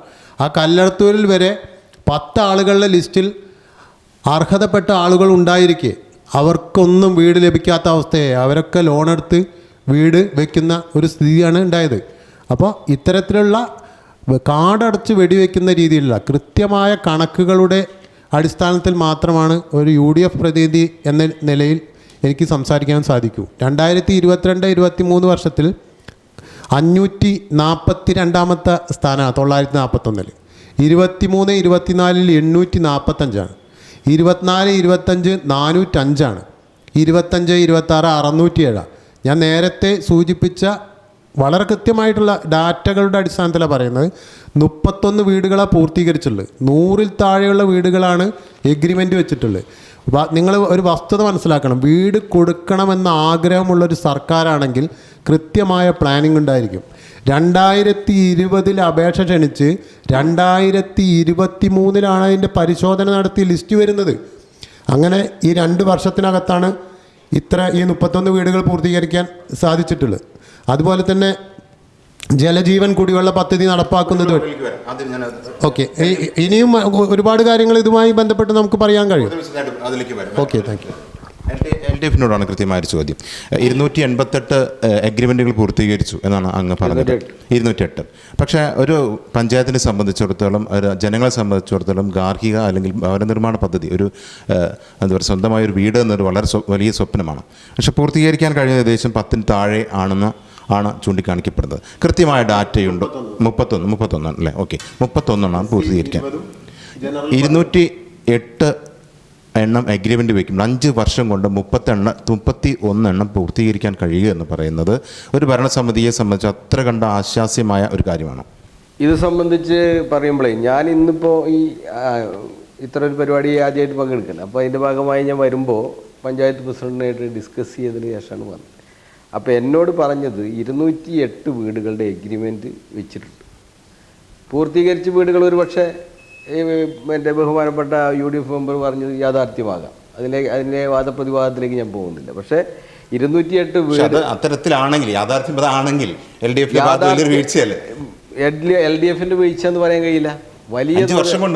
വലിയ തോതിലുള്ള സാമ്പത്തിക പ്രതിസന്ധി നമ്മുടെ സംസ്ഥാനത്ത് നിലനിൽക്കുന്നുണ്ട്. അത് നമുക്കറിയാം. കേരള സർക്കാരിന് അർഹതപ്പെട്ട GST വിഹിതം അനുവദിക്കാത്തതിൻ്റെ ഭാഗമായി കേരളത്തിലെ എല്ലാ പ്രവർത്തനങ്ങളിലും പ്രശ്നമുണ്ട്. സാമ്പത്തികമായ പ്രതിസന്ധിയുണ്ട്. ആ സാമ്പത്തികമായ പ്രതിസന്ധിയെ ഒരു ധനകാര്യ മാനേജ്മെൻറ്റിൻ്റെ വിദഗ്ധതയോട് കൂടിയിട്ടാണ് ഇപ്പോൾ മറികടന്നുകൊണ്ടിരിക്കുന്നത്. അപ്പോൾ ഇപ്പം അത് നേർരേഖയിലേക്ക് വന്നിട്ടുണ്ട് കാര്യങ്ങളെല്ലാം. അതിൻ്റെ ഭാഗമായി ഇപ്പോൾ കാര്യങ്ങൾ വളരെ വേഗത്തിൽ. 607ാമത്തെ സ്ഥാനമാണ് പഞ്ചായത്തിന് എന്നാണ് ചൂണ്ടിക്കാണിക്കപ്പെട്ടത്. മൊത്തം പഞ്ചായത്ത്, കേരളത്തിലെ പഞ്ചായത്തുകൾ വിലയിരുത്തപ്പെടുമ്പോൾ 607ാമത്തെ സ്ഥാനത്താണ് കപ്പൂർ പഞ്ചായത്തിൻ്റെ സ്ഥാനം. അതിൽ തന്നെ ഒരു ഇൻഡെക്സ് നമുക്ക് കാണാൻ കഴിയില്ല പ്രവർത്തനങ്ങളെക്കുറിച്ച് യാഥാർത്ഥ്യത്തോടു കൂടി തിരിഞ്ഞു നോക്കുകയാണെങ്കിൽ. അല്ല, അത് ഞാൻ നേരത്തെ പറഞ്ഞല്ലോ. നമ്മുടെ ഈ പഞ്ചായത്തിനകത്ത് പിന്നെ 9 എന്ന പ്രശ്നം നിലവിലുണ്ട്. അപ്പോൾ അതുകൊണ്ട് തന്നെ ഒരു സമവായത്തിലൂടെ മാത്രമേ കാര്യങ്ങൾ മുന്നോട്ട് പോകാൻ കഴിയൂ. അപ്പോൾ അതിൻ്റേതായ ഒരു മെല്ലപ്പോക്ക് ഇതിൻ്റെ ഭാഗത്ത് ഉണ്ടായിട്ടുണ്ട്. UDF നിലയ്ക്ക് ക്രിയാത്മകമായ പ്രതിപക്ഷ നിലയിൽ അവർ സഹകരിക്കുന്നതിന് പകരം പല പ്രധാനപ്പെട്ട സന്ദർഭങ്ങളിലും അവർ ബഹിഷ്കരിക്കുകയാണ് ചെയ്യുക. ഞങ്ങൾ ഈ വിഷയം ബഹിഷ്കരിക്കുന്നു എന്ന് പ്രഖ്യാപിച്ചുകൊണ്ട് മാറി നിൽക്കുന്ന സന്ദർഭമുണ്ട്. അപ്പോൾ സ്വാഭാവികമായ ഒരു സംഘർഷത്തിന് മുതിരാതെ ഒരു സമവായത്തിലൂടെ മുന്നോട്ട് പോവുക എന്നുള്ളൊരു നയമാണ് ഞങ്ങളവിടെ സ്വീകരിച്ചത്. അതിൻ്റെ ഭാഗമായിട്ടുള്ള ഒരു പ്രശ്നം ഇതിനകത്ത് വന്നിട്ടുണ്ടാകാൻ സാധ്യതയുണ്ട് എന്നാണ് ഞാൻ മനസ്സിലാക്കുന്നത്. ഇപ്പോൾ നേരത്തെ കാണിക്കപ്പെട്ടു ഭവന പദ്ധതി, അതായത് പൊതുജനത്തിന് ഏറ്റവും ആവശ്യമുള്ളൊരു വികസന ആശയമാണ് ഭവനം, സ്വന്തമായൊരു വീട് എന്നുള്ളത്. അതിൻ്റെ കൃത്യമായ കണക്കുകൾ വയ്ക്കുമ്പോൾ പൂർത്തീകരിക്കപ്പെട്ടത് ഏകദേശം 50-ന് താഴെ 33 വീടുകളാണ് പൂർത്തീകരിക്കപ്പെട്ടത്. പറയുന്ന കേന്ദ്ര ഗവൺമെൻറ് കൃത്യമായ രീതിയിൽ ഫണ്ട് അനുവദിക്കാത്തതും GST വിഹിതം നൽകാത്തതും കൊണ്ടാണ് പഞ്ചായത്തുകൾക്ക് ഇത്തരം വികസന പ്രവർത്തനം മുന്നോട്ട് കൊണ്ടുപോകാൻ കഴിയാത്തത് എന്നാണ്. NDA അതിനെ വിലയിരുത്തിയിട്ടുണ്ടോ? അത്തരത്തിലൊരു സാഹചര്യം ആ പഞ്ചായത്തിന് നിലനിൽക്കുന്നുണ്ടോ? അതായത് ഭാരതീയ ജനതാ പാർട്ടിയെ സംബന്ധിച്ചിടത്തോളം പറയാനുള്ളത്, ഈ കേരള ഗവൺമെൻറ്റിനും അതേപോലെ UDF ഭരിക്കുന്ന പഞ്ചായത്തുകൾക്കും ഒരു പോസ്റ്റ്മാൻ്റെ പണി മാത്രമല്ല. കേന്ദ്രം തരുന്നത് ഉടൻ മേടിച്ച് അപ്പുറത്തേക്ക് കൊടുക്കുകയല്ല. കേന്ദ്രത്തിൻ്റെ കയ്യിൽ നിന്ന് വാങ്ങിയെടുത്ത ഈ പദ്ധതി വിഹിതങ്ങളും അതുപോലെ പൈസകളും കൃത്യമായ കണക്ക് വേണം. ഈ കൃത്യമായ കണക്കുകൾ കൊടുക്കാതെ കേന്ദ്രം ഒരു പൈസ പോലും കൊടുക്കില്ല എന്നത് യാഥാർത്ഥ്യമാണ്. രണ്ടാമത്തെ കാര്യം, GST ഒഴിവാക്കിയ സാധനങ്ങളുടെ GST വീണ്ടും വെക്കണമെന്ന് പറഞ്ഞ് ധനകാര്യമന്ത്രി പറഞ്ഞ വാക്കുകൾ നിങ്ങൾ കേട്ടിട്ടുണ്ടാവും. അതിന്റെ കാര്യം പറയുകയാണെങ്കിൽ ഇഷ്ടം പോലെ ഫണ്ടുകൾ കേന്ദ്ര ഗവൺമെന്റിന്റെ ഉണ്ട്. ആ ഫണ്ടുകൾ മേടിച്ചെടുക്കാൻ കൃത്യമായ കണക്കുകൾ പഞ്ചായത്ത് അതാത് സമയത്ത് കൊടുക്കണം. അത് കൊടുക്കാതിരുന്നാൽ പൈസ കിട്ടില്ല. അതിന് അവരെ കുറ്റം പറഞ്ഞിട്ട് കാര്യമില്ല. അത് മേടിച്ചെടുക്കാൻ അവർ കൃത്യമായി കണക്ക് കൊടുത്തിട്ടുണ്ടെങ്കിൽ ഞങ്ങളും അവരോടൊപ്പം ഉണ്ടാവുമല്ലോ. BJPയെ സംബന്ധിച്ചിടത്തോളം ഞങ്ങളും ഒപ്പം ഉണ്ടാവും. അതുപോലെ UDF പ്രതിനിധി പറഞ്ഞ പോലെ എല്ലാ കുന്നുകളും മണ്ണെടുക്കും. ഞങ്ങളെ സംബന്ധിച്ചിടത്തോളം ഞങ്ങൾക്ക് പഞ്ചായത്തിൽ മെമ്പർമാരില്ല. പക്ഷേ ഈ മണ്ണെടുപ്പുമായി ബന്ധപ്പെട്ട് നിരവധി സമര പോരാട്ടങ്ങളുടെ മുന്നിൽ നിന്ന് പല യുവാക്കളും പോലീസ് സ്റ്റേഷനിലും കേസുമായിട്ട് നടക്കുന്നുണ്ട്. ആ UDFന്റെ എത്ര ആളുണ്ട്? LDFന്റെ എത്ര ആളുണ്ട്? നിങ്ങൾക്കറിയാം, തൃത്താല പോലീസ് സ്റ്റേഷനിലും ചാലശ്ശേരി പോലീസ് സ്റ്റേഷനിലും BJP പ്രവർത്തകർ ഈ സമരത്തിന്റെ ഭാഗമായി അവരുടെ കേസുകൾ ഉള്ളത് ഈ റെക്കോർഡാണല്ലോ, വെറുതെ പറയണമല്ലോ. ആ സമയത്ത് UDFന്റെ ചില ആളുകളുണ്ട്, ഇല്ലാന്ന് ഞാൻ പറയുന്നില്ല, ചില ആളുടെ LDFന്റെ ചില. പക്ഷേ BJPയുടെ ആളുകൾക്കുള്ള അത്ര കേസുകൾ ഈ മണ്ണെടുക്കുന്നതുമായി ബന്ധപ്പെട്ട് അവർക്കില്ല എന്നത് തന്നെയാണ് എൻ്റെ ഇത്. മാത്രമല്ല കേന്ദ്ര ഗവൺമെൻറ് കൃത്യമായി ഫണ്ട് കൊടുക്കുന്നുണ്ട്. ഫണ്ട് കൊടുക്കില്ല പറയുന്നത്. പിന്നെ ഇപ്പോൾ മനോജ് പറഞ്ഞ പോലെ LDF പറഞ്ഞതല്ലേ, ഞങ്ങളെ സംബന്ധിച്ചിടത്തോളം പഞ്ചായത്തിൻ്റെ ഉള്ളിൽ ഞങ്ങളുടെ മെമ്പർമാരില്ല. ജനകീയ പോരാട്ടത്തിന് അല്ല, പക്ഷെ അതിന്റെ ഉള്ളിൽ ഇവർ എന്ത് കൊടുക്കണോ, എങ്ങനെ കണക്ക് കൊടുക്കണോ ഞങ്ങൾക്ക് പറയാൻ പറ്റില്ലല്ലോ. ഞങ്ങൾക്ക് അതിൻ്റെ ഉള്ളിൽ കയറിയിട്ട് റെക്കോർഡ് പരിശോധിക്കാനുള്ള സംവിധാനം ഇല്ലല്ലോ. ഇവർ കണക്ക് ശരിക്ക് കൊടുത്താൽ, ഞങ്ങൾ ഈ പാർട്ടി ജില്ലാ കമ്മിറ്റികളിലൊക്കെ കൃത്യമായി പറയുന്നുണ്ട് ഞങ്ങളുടെ പഞ്ചായത്തിന് കിട്ടേണ്ടത്. അപ്പോൾ ഇതൊരു രാഷ്ട്രീയം വെച്ചിട്ടില്ല, നമുക്ക് ജനങ്ങളുടെ പുരോഗതിയാണ് വേണ്ടത്. അങ്ങ് നേരത്തെ മറ്റൊരു കാര്യം സൂചിപ്പിക്കപ്പെട്ടു, അഴിമതി രഹിതമെന്ന് അദ്ദേഹം സൂചിപ്പിച്ചപ്പോൾ അഴിമതിയിൽ എന്താ പറയുക മുങ്ങിയ ഒരു ഭരണമാണ് മുന്നോട്ട് കൊണ്ടത്, തെളിവുകളുണ്ടെന്ന് അങ്ങേക്ക് എടുത്തു പറയാൻ കഴിയുമോ അവിടെ നടത്തിയ അഴിമതികൾ? അല്ല, ഇതെന്തറിയോ, നമ്മൾ ഈ വീടുമായി ബന്ധപ്പെട്ട് ചില ലൈസൻസ് കൊടുക്കണതുമായി ബന്ധപ്പെട്ട്, പക്ഷെ വ്യക്തിപരമായി നമ്മൾ അങ്ങനെ ആക്ഷേപിക്കാൻ പാടില്ലല്ലോ. ഇതൊരു ചാനൽ ചർച്ചയല്ലേ, നമ്മുടെ ആളുകളുടെ പേര് പറഞ്ഞാൽ അത് ചെയ്യാൻ പാടില്ല. കാരണം ഒരു പൊതുപ്രവർത്തകരെ സംബന്ധിച്ച് അത് നമ്മൾ അതിലേക്ക് പോയാൽ വളരെ മോശപ്പെട്ട ഒരു കാര്യങ്ങളല്ലേ. അപ്പോൾ ഈ വീട് നമ്പർ ഇട്ട് കൊടുക്കുന്ന കാര്യത്തിൽ അങ്ങനെ പലതും ഉണ്ട്. പക്ഷെ അത് നമ്മളിപ്പോ വ്യക്തിപരമായ കാര്യങ്ങളിലേക്ക് കടക്കുന്നില്ല എന്നുള്ളത് തീർച്ചയാണ്. അത്തരം കാര്യങ്ങൾ പരാമർശിച്ചു പോകുന്നത് ഒരു ഗ്രാമീണ ചർച്ചയിൽ ശരിയാവുന്നില്ല. ഞാൻ നേരത്തെ ഒരു പോയിന്റ് വിട്ടുപോയി. ആ മണ്ണുമായി ബന്ധപ്പെട്ടേ ഇപ്പോൾ അപ്രത്യക്ഷമായി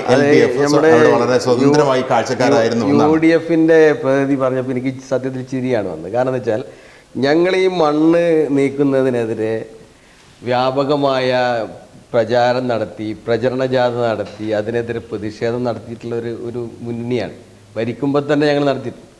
അതിന് പുറമെ ഇപ്പോൾ ഇവിടെ ഞങ്ങളുടെ അവിടെ കൂനമ്പൂച്ചിന്ന് ചെറാന്ന് പറയുന്ന സ്ഥലത്ത് ഒരു എന്താണ് കമ്പനിയുടെ പേര്? ശിവാലയ കമ്പനി മണ്ണ് കൊണ്ടുപോവുകയാണ്. അത് യാഥാർത്ഥ്യം തന്നെയാണ്. പക്ഷെ ആ മണ്ണ് കൊണ്ടുപോകുന്നതിനെതിരെ അവിടെ ഒരു സംരക്ഷണ സമിതി ഉണ്ടാക്കി അതിൻ്റെ നേതൃസ്ഥാനത്തേക്ക് വന്നത് UDFന്റെ ഇപ്പോൾ പഞ്ചായത്തിലെ ആരോഗ്യ സ്റ്റാൻഡിംഗ് കമ്മിറ്റി ചെയർമാനായിരുന്നു. പിന്നീട് ആ ചെയർമാനെയോ ആ കമ്മിറ്റിയോ കാണാതെ പോയി എന്നുള്ളതാണ്. ഞാൻ അഴിമതി ആരോപിക്കുന്നില്ല, അത് നമുക്ക് ഊഹിക്കാൻ പറ്റും. അതാണ് അതുമായി ബന്ധപ്പെട്ട് മറ്റൊരു പൊതുവായ ചില കാര്യങ്ങൾ. അതായത് കുമരനെല്ലൂരിലെ എന്താ പറയുക, അവിടെ നമുക്ക് പഞ്ചായത്തിലെ വികസന പ്രവർത്തനങ്ങളിലേക്ക് തന്നെ തിരിച്ചു വെത്താം. ഒരു ശൗചാലയം, പൊതു മാർക്കറ്റ് എന്നിവയൊന്നും ഈ ഭരണസമിതിയിൽ കൊണ്ടുവരാൻ കഴിഞ്ഞിട്ടില്ല എന്നൊരു പൊതുവായ ഒരു ആക്ഷേപം നിലനിൽക്കുന്നുണ്ട്. എന്തുകൊണ്ടാണ് ഈ 5 വർഷം കൊണ്ട് അതിനൊരു ഇനീഷ്യേറ്റീവ് എടുക്കാൻ പഞ്ചായത്ത് ഭരണസമിതി കഴിയാതിരുന്നത്? ശൗചാലയം എന്നുള്ളത് ഒരു പ്രയാസകരമായ കാരണം ഇതിന് പറ്റിയ സ്ഥലം നമുക്ക് ലഭിക്കേണ്ടതുണ്ട്, ആളുകളുടെ അനുമതി ലഭിക്കേണ്ടതുണ്ട്. എങ്കിലും ഞങ്ങളിപ്പോൾ എഞ്ചിനീയറോട് ഒരു ടേക്ക് എ ബ്രേക്ക് സംവിധാനം കൊണ്ടുവന്നിട്ട് അത് പൂർണ്ണമായി അത് നടപ്പായി എന്ന അഭിപ്രായം ഇല്ലെങ്കിലും ചെറിയൊരു ആശ്വാസം ആളുകൾക്ക് നൽകാൻ വേണ്ടി കഴിഞ്ഞിട്ടുണ്ട്. അതിനേക്കാൾ ഉപരിയായി ഞങ്ങളിപ്പം കപ്പ് പഞ്ചായത്തിൽ ഒരു പൊതു ശ്മശാനം ഞങ്ങളിപ്പോൾ അതിൻ്റെ അത് പഞ്ചായത്തിൻ്റെ അല്ല, മന്ത്രിയുടെ ഫണ്ട് വെച്ചുകൊണ്ട് അതിൻ്റെ പ്രവർത്തനവുമായി മുന്നോട്ട് പോവുകയാണ്. അതിനും ആരംഭത്തിലൊക്കെ വലിയ തോതിലുള്ള എതിർപ്പ് വന്നു. ആളുകൾക്ക് സത്യത്തിൽ അതിൻ്റെ യാഥാർത്ഥ്യം മനസ്സിലാവാനായിട്ടാണ്. അങ്ങനെ ഒരു സംവിധാനം വന്നാൽ ഒരുപാട് ഗുണകരമായ സാധ്യതയുണ്ട്. കാരണം ആളുകൾക്ക് ഇപ്പോൾ ഞങ്ങളവിടെ ഒരു ആവശ്യത്തിന് വേണമെങ്കിൽ പൊന്നാനിക്ക് പോകണം, അല്ലെങ്കിൽ ഷൊർണൂർക്ക് പോകണം, അത് അവിടെ തന്നെ സാധിക്കും എന്നുള്ളത് ഒരു വലിയ നേട്ടമാണ്. പക്ഷെ അതിൻ്റെ ആ യാഥാർത്ഥ്യത്തിലേക്ക് വരാതെ അതിനെ മറ്റു രീതിയിൽ വ്യാഖ്യാനിച്ച് അതിന് തടസ്സം സൃഷ്ടിക്കുന്ന രീതിയിലുള്ള പ്രവർത്തനങ്ങൾ സ്ഥലം കണ്ടെത്തിയതിൻ്റെ പ്രവർത്തനങ്ങൾ മുന്നോട്ട് പോകുന്നുണ്ട്. ഇപ്പോൾ അധികം താമസിയാതെ അത് നടപ്പാകുമെന്ന് തന്നെയാണ് ഞങ്ങൾ പ്രതീക്ഷിക്കുന്നത്. അങ്ങനെ വലിയ നേട്ടങ്ങൾ ഭാവിയിൽ നമ്മുടെ പഞ്ചായത്തിൽ ഉണ്ടാകാൻ പോകുന്നു. അപ്പോൾ നേരത്തെ ചൂണ്ടിക്കാണിക്കപ്പെട്ട പോലെ ഒരു ശൗചാലയത്തിൻ്റെയും അതുപോലെ കുമരൽ ടൗണിൻ്റെ വികസനത്തെയും ഇത്തരം കാര്യങ്ങൾ ഇനീഷ്യേറ്റീവ് എടുത്ത് പോകാൻ ഇതുവരെ അതിനൊരു എന്താ പറയുക വേണ്ട രീതിയിൽ കാര്യങ്ങൾ മുന്നോട്ട് കൊണ്ടുപോകാൻ LDF ആയിട്ടില്ല എന്നൊരു പ്രതിസന്ധി അവിടെ നിലനിൽക്കുന്നുണ്ട്. അതിന് ഒട്ടനവധി കാരണങ്ങൾ സാങ്കേതിക പ്രശ്നങ്ങളുണ്ടെന്നാണ് LDF ചൂണ്ടിക്കാണിക്കുന്നത്. എന്നാണ് UDF അഭിപ്രായം? അതിനു മുൻപായി ഞാനൊരു അദ്ദേഹത്തിൻ്റെ അഴിമതിയുടെ കാര്യത്തെ സംബന്ധിച്ച്, മണ്ണെടുപ്പിൻ്റെ കാര്യത്തെ സംബന്ധിച്ച് പരാമർശിക്കാതെ പോയാൽ അത് ഉചിതമല്ല. കാരണം അദ്ദേഹം തന്നെ സൂചിപ്പിച്ച ആരോഗ്യ സ്റ്റാൻഡിംഗ് കമ്മിറ്റി ചെയർമാൻ UDF അംഗം കൂടിയാണ്. അദ്ദേഹത്തിനെതിരെ നിലവിൽ കേസുണ്ട്. ഈ പറഞ്ഞ പോലെ തന്നെ വലിയ ഭാരമുള്ള വാഹനങ്ങളാണ് ഈ നിരത്തിലൂടെയൊക്കെ ഗ്രാമപ്രദേശത്തിലൂടെയൊക്കെ കടന്നുപോയത്. ഗ്രാമപഞ്ചായത്ത് പ്രസിഡൻറ്റും ഭരണസമിതിയിലും നിരവധി തവണ LDF മുന്നണിയുടെ അംഗങ്ങൾ പോലും ചൂടാവേണ്ട അവസ്ഥ ഉണ്ടായിട്ട് പോലും കൃത്യമായ ഒരു കേസെടുക്കാനോ കേസുമായി മുന്നോട്ട് പോകാനോ ഈ ഭരണസമിതിക്ക് സാധിച്ചിട്ടില്ല. പിന്നെ ഇവരിവിടെ സൂചിപ്പിച്ച പ്രകാരം തന്നെ ശുചിത്വത്തിൻ്റെ കാര്യത്തിൽ ആകെ നടക്കുന്നത് വീടുകളിൽ കയറിയുള്ള 50 രൂപ മാസാമാസം പിരിക്കുക എന്നത് മാത്രമാണ്. അപ്പോൾ അതിൽ മാത്രം വിജയകരമായിട്ട് മുന്നോട്ട് പോകുന്നൊരവസ്ഥയാണുള്ളത്. ഗ്രാമപഞ്ചായത്തിനകത്ത് നിങ്ങൾ വന്നു നോക്കണം. ആ ബിൽഡിങ്ങിനകത്തും അവിടുത്തെ ശൗചാലയവും അതുപോലെ തന്നെ അതിൻ്റെ പരിസരവും കുമരനെല്ലൂർ പറഞ്ഞാൽ ഒരു കപ്പൂർ ഗ്രാമപഞ്ചായത്തിൻ്റെ ഒരു സ്ഥിരാകേന്ദ്രമാണ്. അവിടെയും ശുചിത്വത്തിൻ്റെ കാര്യത്തിൽ വ്യക്തമായ ഒരു പ്ലാനില്ലാതെ അഴുക്കുചാലും മറ്റ് ബയോ ബിന്നുകളോ വേസ്റ്റ് ബിന്നുകളോ ഒന്നും സ്ഥാപിക്കാൻ പറ്റാതെ കൃത്യമായ ഒരു സംവിധാനം പ്ലാൻ ഇല്ലാതെ വലിയ പാളിച്ചയിലൂടെയാണ് അത് കടന്നുപോയത്. അതുപോലെ തന്നെ അവിടെ ഒരു വായനശാലയുണ്ട്. ആ വായനശാലയിൽ പണം മുടക്കുന്ന സമയത്ത് നമ്മളൊക്കെ തന്നെ ആവശ്യപ്പെട്ടു വയസ്സായ ആളുകൾക്കൊക്കെ തന്നെ കയറാൻ ഉള്ള ഒരു സൗകര്യം, അതോടൊപ്പം തന്നെ ഉയർന്ന ഒരു കോണിയൊക്കെ ഉള്ളൊരു സ്ഥലത്ത് കൂടെ കയറിയിട്ട് വേണം, ചെറുപ്പക്കാർക്ക് പോലും അവിടെ കയറി പറ്റുക പ്രയാസകരമാണ്. അത്തരത്തിലുള്ള ഒരു സ്ഥലത്താണ് അവസാന കാലഘട്ടത്തിൽ കൊട്ടിഘോഷിച്ച് അവിടെ ഒരു ഉദ്ഘാടന മാമാങ്കം നടത്തിയതല്ലാതെ എല്ലാ ദിവസവും അത് പൂട്ടിക്കിടക്കുന്ന ഒരവസ്ഥയിലാണ്. അപ്പോൾ ഇത്തരത്തിലുള്ള കാര്യങ്ങളാണ് ഗ്രാമപഞ്ചായത്ത് മേനി കൊള്ളുന്നത്. പിന്നെ ഒരു കാര്യം, LDF വെളിച്ചമില്ലായ്മ. UDF വളരെ പ്രത്യാശയോടെ വെളിച്ചത്തിലൂടെയാണ് ഞങ്ങൾ 20 സീറ്റിലും ഞങ്ങൾ വിജയപ്രതീക്ഷയും ഉറപ്പായിട്ടും ഈ പ്രാവശ്യം UDF അധികാരത്തിൽ വരുമെന്ന പ്രതീക്ഷയും അതിലേക്കാണ് ഞാൻ കടന്നു വരുന്നത്. കഴിഞ്ഞ 5 വർഷക്കാലാവധി ഒരു തവണ മാത്രമാണ് ഗ്രാമീണ മേഖല കൂടിയായ കപ്പൂർ ഗ്രാമപഞ്ചായത്തിൽ സ്ട്രീറ്റ് ലൈറ്റുകൾ ഇടാൻ ഈ ഭരണസമിതിക്ക് സാധിച്ചത്. ആദ്യഘട്ടത്തിൽ തന്നെ സർക്കാർ കൊണ്ടുവന്ന നിലാവ് എന്ന പദ്ധതിക്ക് വേണ്ടി 3 വർഷം പാഴാക്കി. അതിനുശേഷം ഒരു തവണ മാത്രമാണ് സ്ട്രീറ്റ് ലൈറ്റുകൾ സ്ഥാപിക്കാൻ സാധിച്ചത്. അതോടൊപ്പം തന്നെ നേരത്തെ സൂചിപ്പിച്ച കുമരനെല്ലൂർ അങ്ങാടി കപ്പൂരിൻ്റെ സ്ഥിരാകേന്ദ്രത്തിൽ ഒരു ശൗചാലയം, സ്ത്രീകൾക്കൊക്കെ വലിയ ബുദ്ധിമുട്ട് അനുഭവിക്കുന്ന ഒരു പ്രദേശമാണ്.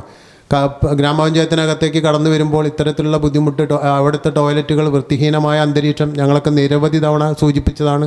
ഒരു മാറ്റവും ഇല്ല. അതുപോലെ തന്നെയാണ് ടേക്ക് എ ബ്രേക്ക് വഴിയുടെ വിശ്രമ കേന്ദ്രം ആളുകൾ ഇല്ലാത്ത ഒരു സ്ഥലത്ത് കൊണ്ടുപോയി നിർമ്മിച്ചു. ഞങ്ങൾ അന്നും പറഞ്ഞു PWD ആയിട്ടും നിങ്ങളുടെ മിനിസ്റ്റർ ഉണ്ടല്ലോ, ഭരണമുണ്ടല്ലോ, നിങ്ങൾ സംസാരിച്ച് ജനത്തിന് ഉപയോഗപ്രദമായ സ്ഥലത്ത് കൊണ്ടുവന്നില്ല.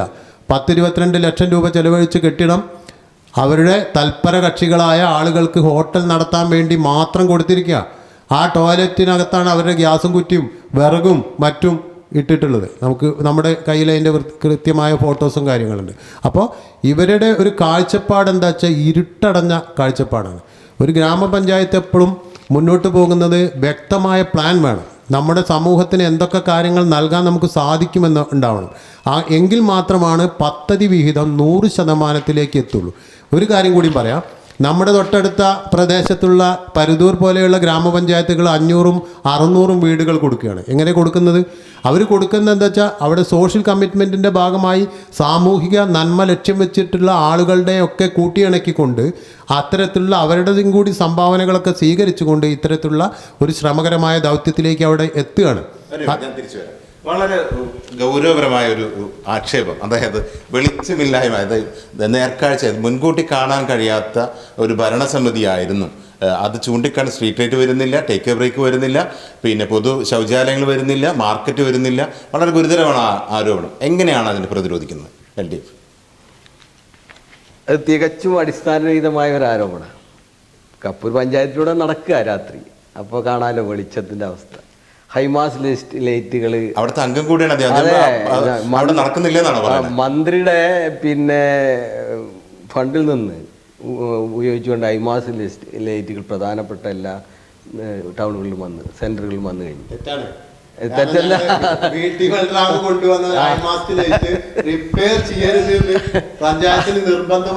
അല്ല, അതിന് പകരം കുമരനെല്ലൂർ വേറെ വരുന്നുണ്ട്. അതിന് പകരം ഞങ്ങൾ എല്ലാ ഭരണസമിതി യോഗത്തിലും അത് റിപ്പയർ ചെയ്യണം പറഞ്ഞു. ഇവരുടെ ലക്ഷ്യമെങ്കിൽ തീർച്ചയായിട്ടും നേരെയാക്കേണ്ടിയിരുന്നു. പക്ഷെ നേരെയാക്കിയാലും ഒരു 5 രൂപ പോലും വെക്കാൻ ഹൈമാസ് ലൈറ്റുകള് നമ്മുടെ എല്ലാ പ്രധാനപ്പെട്ട കേന്ദ്രങ്ങളിൽ വന്നു കഴിഞ്ഞു. ഇനിയും ഇപ്പോൾ 12 എണ്ണം വരാൻ വേണ്ടി പോവുകയാണ്. നമ്മൾ ഇത് അംഗീകാരമായിട്ടുണ്ട്. അതുപോലെ തന്നെ മറ്റെല്ലാ ഇലക്ട്രിക് പോസ്റ്റുകളിലും ട്യൂബുകൾ സ്ഥാപിച്ചു കഴിഞ്ഞു. ഇനി അവശേഷിക്കുന്നത് ഇപ്പോൾ എഗ്രിമെൻ്റ് വെച്ച് മുന്നോട്ട് പോകാൻ വേണ്ടി പോവുകയാണ്. അങ്ങനെയാണ് മറ്റേ ഈ വെളിച്ചത്തേക്കിൻ്റെ കാര്യത്തെക്കുറിച്ചൊക്കെ പറയുമ്പോൾ UDF പ്രതിനിധി പിന്നെ അല്ല ഉമ്മൻചാണ്ടിയുടെ മരണത്തെക്കുറിച്ച് ഒന്ന് ആലോചിച്ച് പോകണം എന്നാണ് എനിക്ക് പറയുള്ളത്. കാരണം അന്ന് നമ്മളിങ്ങനെ ടോർച്ചടിച്ച് നോക്കണമായിരുന്നു ഫിലമെൻറ്റിലേക്ക്, ഇത് കത്തുന്നുണ്ടോ. ഇന്ന് ആ അവസ്ഥ മാറി.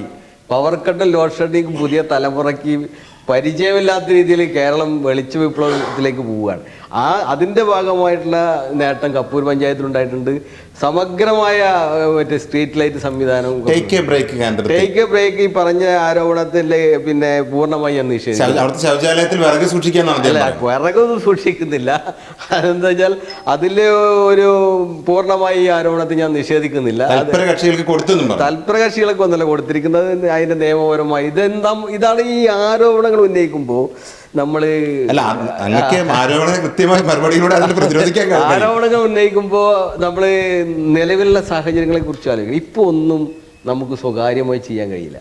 എല്ലാത്തിനും അതിൻ്റെതായ ഒരു നിയമാവലിയുണ്ട്.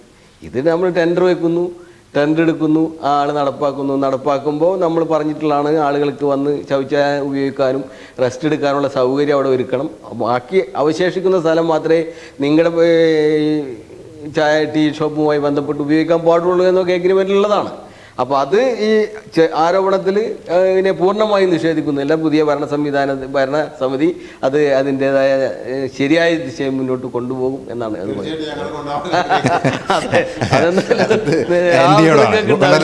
ഇരുകൂട്ടരും എന്താ പറയുക, വളരെ ഗൗരവപരമായ ആരോപണങ്ങൾ UDF ഉന്നയിക്കുന്നു. അത് LDF അതിനെ പ്രതിരോധിക്കുകയും ചെയ്യുന്നു. ND എന്ന നിലയിൽ ഇത്തരം ആരോപണങ്ങൾ ഇപ്പോഴും നിലനിൽക്കുന്നത് തന്നെയാണോ, എങ്ങനെയാണ്? അതെ, ഈ രണ്ട് കൂട്ടരും ഇവരുടെ ഒരു അഡ്ജസ്റ്റ്മെന്റ് രാഷ്ട്രീയമാണ് കപ്പൂർ ഗ്രാമപഞ്ചായത്ത് നടന്നുകൊണ്ടിരിക്കുന്നത്. കാരണം ഗ്രാമപഞ്ചായത്തിൻ്റെ മീറ്റിംഗ് നടക്കുമ്പോൾ ശക്തമായ ഒരു വാദം UDFന്റെ ഭാഗത്തുനിന്നും ഉണ്ടായിട്ടില്ല എന്നാണ് എന്നെ സംബന്ധിച്ചിടത്തോളം അറിയുന്നത്. അതുപോലെ തന്നെ ഒരു അവിശ്വാസ പ്രമേയം പോലും ഇവരത് കൊണ്ടുവരാൻ ഇവർക്ക് തയ്യാറായില്ല. പിന്നെ ഈ ടേക്ക് എ ബ്രേക്ക് പറഞ്ഞാൽ യാതൊരു ഉപകാരവും ഇല്ലാത്തൊരു സ്ഥലത്ത് കൊണ്ടുപോയി വെച്ചു എന്നത് പരമ യാഥാർത്ഥ്യമാണ്.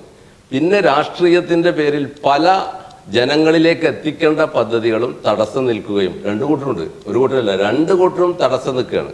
അതായത് അതായത് ഗ്രാമത്തിലെ ജനങ്ങൾക്ക് സുഗമമായി യാത്ര ചെയ്യുന്നതിന് വേണ്ടി പ്രധാനമന്ത്രിയുടെ സഡക് യോജന എന്ന ഒരു പദ്ധതിയുണ്ട്. ഈ സഡക് യോജന കപ്പൂർ പഞ്ചായത്ത് ഇപ്പം അടുത്ത കാലത്താണ് ഒരു ആപ്ലിക്കേഷൻ തന്നെ വെച്ചത്. അത് പാസ്സായിട്ടുണ്ടെന്നാണ് എൻ്റെ അറിവ്. എന്നെ സംബന്ധിച്ചിടത്തോളം എൻ്റെ അറിവ് ആ സംഭവം പാസ്സായി. ഒന്നല്ല, പല ഗ്രാമീണ റോഡുകൾക്കും ആ പദ്ധതി പ്രകാരം കാശ് അനുവദിക്കാൻ കേന്ദ്ര ഗവൺമെൻറ് സാധിക്കും. പക്ഷേ ഇവർ അത് കൊടുത്തിട്ടില്ല. അപ്പം നരേന്ദ്രമോദിക്കും കേന്ദ്ര ഗവൺമെൻറ്റും ആ ഗുണം കിട്ടുമോ വോട്ടിലൂടെ എന്ന ഒരു വിദ്യാധാരണ ജനകീയമാക്കുക എന്നുള്ളത് ഞങ്ങളുടെ ഉദ്ദേശമാണ്. അതുകൊണ്ട് തന്നെയാണല്ലോ ഞങ്ങൾക്ക് മെമ്പർമാർ പോലും ഇല്ലായിട്ട് ഞങ്ങൾ അതിന് ഇപ്പൊ ഈ സഡക് യോജനയൊക്കെ നമ്മളെ സംബന്ധിച്ചിടത്തോളം വരുമ്പോൾ നമുക്കൊരു അഭിമാന പ്രശ്നമല്ലേ, കാരണം ജനങ്ങൾക്ക് ഉപകാരമാണ്. അതാണ് ഞാൻ പറഞ്ഞത്, ഈ രണ്ട് കൂട്ടരും മെമ്പർമാരും ഈ കേന്ദ്ര ഗവൺമെന്റിന്റെ പദ്ധതികൾ ഒന്നും ഇവരുടെ അടുത്ത് എത്തിക്കുന്നില്ല. കാരണം ഇപ്പൊ ഈ സ്ത്രീകൾക്ക് 5000 രൂപ കേന്ദ്രം എന്ന് പറയുന്നത് നമ്മളിൽ നിന്ന് വേറിട്ട് നിൽക്കുന്ന ഒരു സംഭവമല്ല. അത് നമ്മുടെ നികുതി വരുമാനങ്ങളിൽ നിന്ന് നമുക്ക് തരേണ്ട വിഹിതമാണ് കേരളത്തിലേക്ക് വരുന്നത്. അതായത് കേരളത്തിലേക്ക് ഒരു വിഹിതവും വരാതിരിക്കുന്നില്ല. കാരണം കേരളം മാത്രമാണ്, ഇവരല്ലാത്ത അപ്പുറത്തുണ്ട്, കർണാടക ഉണ്ട്, തമിഴ്നാടുണ്ട്. ഇവർക്ക് എന്താ പറയുക, കണക്കില്ലെങ്കിൽ തമിഴ്നാടിനും കേരളത്തിനും തമിഴ്നാടിനും കൊടുക്കില്ല, കർണാടകയും കൊടുക്കില്ല. കണക്ക് കൊടുക്കുക പറഞ്ഞാൽ ഇടതുപക്ഷത്തെ സംബന്ധിച്ച് വലിയ സങ്കടമുള്ള കാര്യമാണ്. കണക്ക് പഠിക്കേണ്ട കാര്യം. കാരണം എന്താ, കണക്ക് അറിയായിട്ടല്ല, ഇവർക്ക് അറിയാത്ത യാതൊരു വിഷയമില്ല. സംഘടനാ സംവിധാനത്തിൽ എല്ലാ കാര്യങ്ങളും കേരളത്തിൽ, പുറത്ത് ഞാൻ പറയുന്നില്ല, കേരളത്തിൽ എല്ലാ സംവിധാനങ്ങളും അറിയും. പക്ഷെ ഇരുട്ട് കണ്ട് വോട്ടടയ്ക്കുന്ന ഒരു സംവിധാനം ഈ ഇടതുപക്ഷത്തിനുണ്ട്. ഇടതുപക്ഷത്തെ സംബന്ധിച്ചിടത്തോളം ഇപ്പോൾ ജയന്റെ 20 വാർഡിലെ സ്ഥാനാർത്ഥികളിൽ 17 വാർഡിലാണ് ഇവർക്ക് ചിഹ്നത്തിൽ സ്ഥാനാർത്ഥികളുള്ളത്.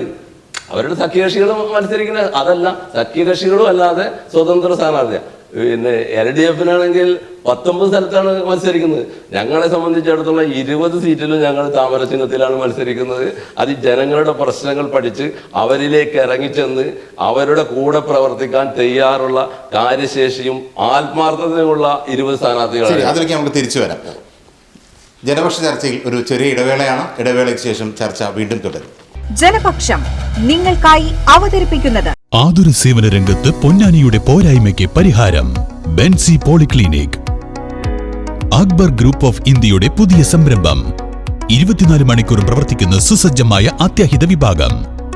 ENT, നേത്രരോഗ വിദഗ്ധൻ, ഡെർമറ്റോളജിസ്റ്റ്, ജനറൽ ഫിസിഷ്യൻ, അസ്ഥിരോഗ വിദഗ്ധൻ, paediatrician, psychiatrist, family medicine doctor, psychologist തുടങ്ങിയ വിഭാഗങ്ങളിൽ വിദഗ്ധരായ ഡോക്ടർമാരുടെ സേവനം. 24 മണിക്കൂറും പ്രവർത്തിക്കുന്ന ഹോം കെയർ സർവീസുകൾ. ഏറ്റവും പുതിയ സാങ്കേതിക വിദ്യകളോടെയുള്ള TMT, എക്കോ, എക്സ്റേ വിഭാഗങ്ങൾ.